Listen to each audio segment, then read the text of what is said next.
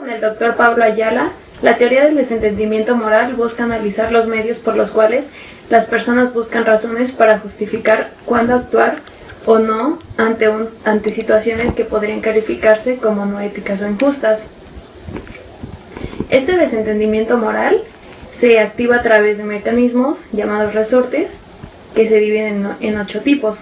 A saber, podemos señalar que estos son la justificación moral, el etiquetado eufemístico, la comparación paliativa, la disolución de la responsabilidad, el desplazamiento de las responsabilidades, la distorsión de las consecuencias, deshumanizar a las víctimas y la atribución de la culpa a las circunstancias.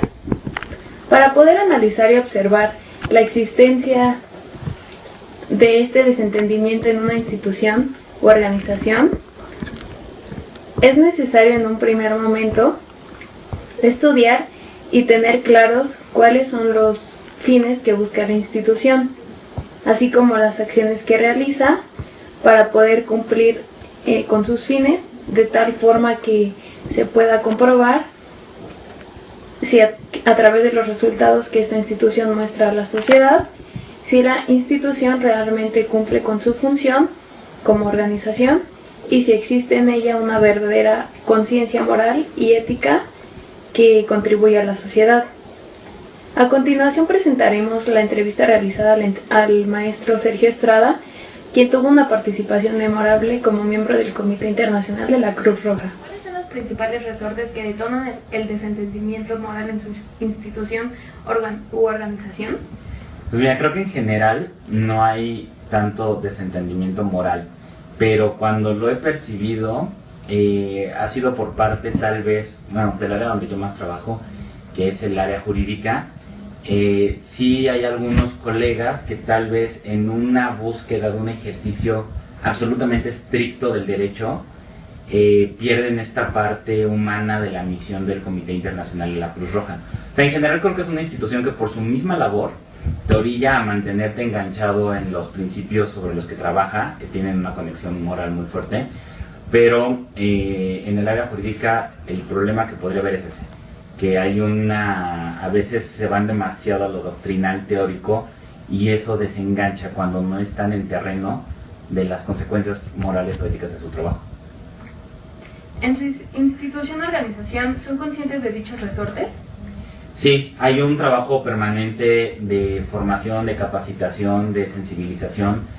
Entonces hay un intercambio muy constante entre las personas que están en terreno, las personas que trabajan en las oficinas y entre las distintas áreas para procurar que constantemente estemos alimentándonos de la información de todos y mantener muy clara cuál es la misión de la institución a través de la vivencia de nuestros colegas en el terreno, que son los que pueden experimentar mucho más de primera mano el trabajo que realizamos. ¿Qué efectos trae para su institución u organización que las o los colaboradores se desentiendan moralmente de sus compromisos laborales? Creo que pues para la organización cuando llega a ocurrir debe ser muy importante por el enfoque que tiene. O sea, cuando estás trabajando en asuntos humanitarios, cuando el propósito es precisamente procurar el bienestar de personas en situaciones tan complejas como son los conflictos armados, el perder esta conexión es perderlo todo, o sea, es perder completamente el propósito mismo de la organización. Por eso creo que hay un trabajo muy constante para tratar de mantenernos enfocados y sensibilizados, porque ese es otro tema, también la exposición constante a este sufrimiento puede generar a veces que te acostumbres y que deje de impactar como debería de impactar. ¿Por medio de qué vías considera que es posible abatir el desentendimiento moral? Yo creo que la mejor vía es este intercambio constante entre todos de nuestras experiencias, sobre todo en el área jurídica se da mucho esto, los que están más tiempo en oficina, que no tienen tanto contacto en el terreno con las personas a las que se apoya, son más propensos a veces a perder el objetivo. Entonces, permitir esta convivencia, este trabajo en conjunto entre las personas que están en terreno y las personas que no, ayuda a sensibilizar, y la constante visita a terreno y a las personas a las que se apoya por parte de todas las áreas también ayuda muchísimo a mantener este enfoque muy claro. yo creo que no hay nada mejor que ver la utilidad del trabajo que se está haciendo. Como se pudo observar en el video anterior, dichos principios son la base del 6R, por lo que la vinculación del personal con los valores éticos y principios que sigue la organización es muy importante para que pueda cumplir con su fin supremo. Vincular a sus empleados de forma fáctica facilita sin duda alguna que estos adopten de manera personal aquellos valores, además de que se recalca el valor de las prácticas de campo. La participación del personal de forma práctica y no solo teórica administrativa da pie a que se construya una organización que realmente pone en acción sus fines y sus aptitudes, de tal forma que se trabaja a través de una verdadera vocación, permitiendo que los bienes sociales que protege dicha organización se vean salvaguardados. Asimismo, la vinculación va más allá de una mera función, pues se fomenta un verdadero vínculo personal entre quien sirve y el individuo que es auxiliado por la organización. Como el profesor Sergio Estrada indicaba en la entrevista que le realizamos, en el 6R no puede existir un desentendimiento moral ni resortes que permitan justificar un no actuar en un conflicto armado y por tanto no brindar asistencia humanitaria, ya que esto iría en contra de la razón de ser de la organización y reflejaría una falla dentro de la misma. La existencia de un desentendimiento merma de manera primigenia en el objeto fundamental por el cual la organización ha sido creada, por lo que si existen dichos resortes, no se encuentra validez ni a la existencia de esta organización, ya que los principios que protege son tan importantes para la sociedad que un mínimo descuido en su responsabilidad u observancia infringiría un daño irreparable, restándole no solo credibilidad, sino también eficacia a la organización. Inclusive permitir la existencia de estos resortes implicaría una causal esencial para que se desvincule a los miembros de la organización de la misma. Por su carácter humanitario, no se puede permitir de manera interna que sus efectivos tengan una falta de responsabilidad hacia los principios tan importantes que sigue la organización, como son la protección de la vida de un ser humano en situaciones de conflicto armado. Proclamados en Viena en 1965, los 7 principios fundamentales crean un vínculo de unión entre las sociedades nacionales de la Cruz Roja y de la Media Luna Roja, el Comité Internacional de la Cruz Roja y de la Federación Internacional de Sociedades de la Cruz Roja y de la Media Luna Roja. Los principios fundamentales garantizan la continuidad del movimiento de la Cruz Roja y de la Media Luna Roja y su labor humanitaria. Humanidad. El movimiento de la Cruz Roja y de la Media Luna Roja ha dado nacimiento a la preocupación de prestar auxilio, sin discriminación, a todos los heridos en los campos de batalla. Se esfuerza, bajo su aspecto internacional y nacional, en prevenir y aliviar el sufrimiento de los hombres en todas las circunstancias. Tiende a proteger la vida y la salud, así como a hacer respetada a la persona humana. Favorece la comprensión mutua, la amistad, la cooperación y una paz duradera entre todos los pueblos. Imparcialidad. No hace ninguna distinción de nacionalidad, raza, religión, condición social ni credo político. Se dedica únicamente a socorrer a los individuos en proporción con los sufrimientos, remediando sus necesidades y dando prioridad a las más urgentes.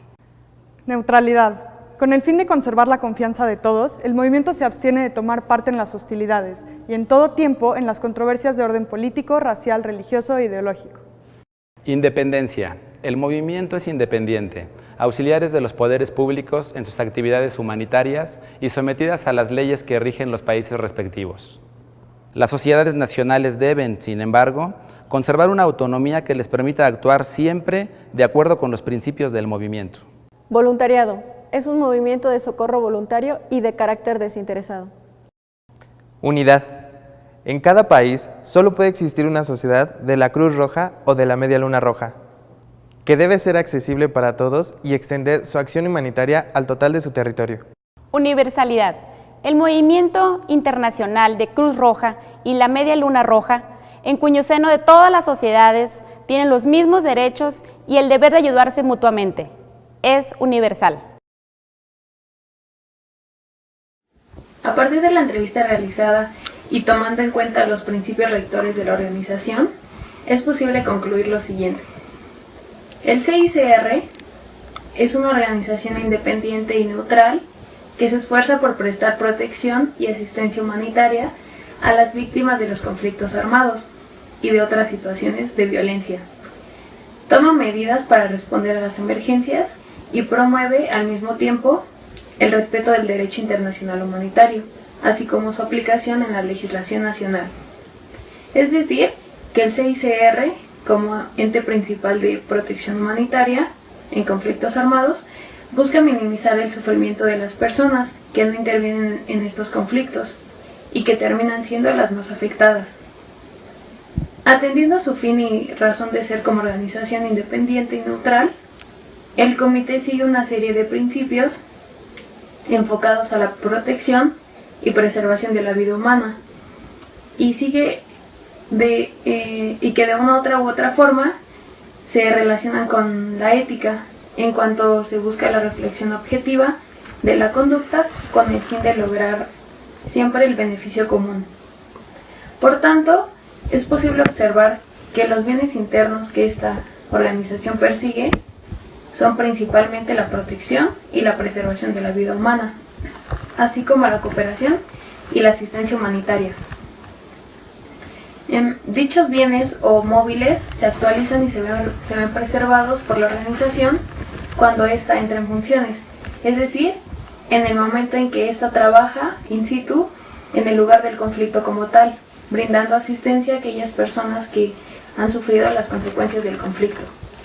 Precisamente por ser una organización que para alcanzar sus fines debe actuar de forma práctica, de tal manera que esto les permita estar en contacto con las víctimas y no únicamente a través de un mero trabajo administrativo, es que la existencia del desentendimiento moral no puede tener lugar dentro de la organización, pues de existir habría una contradicción entre los fines y las actividades que realiza el CICR, ya que este desentendimiento moral implica un no actuar en situaciones consideradas como no éticas, y el CICR, por su parte, precisamente, se mueve en un campo de acción que se caracteriza por situaciones no éticas, en las que sin importar el nivel económico, la raza, religión, ideología, circunstancias o el contexto, actúa y brinda ayuda a las víctimas del conflicto,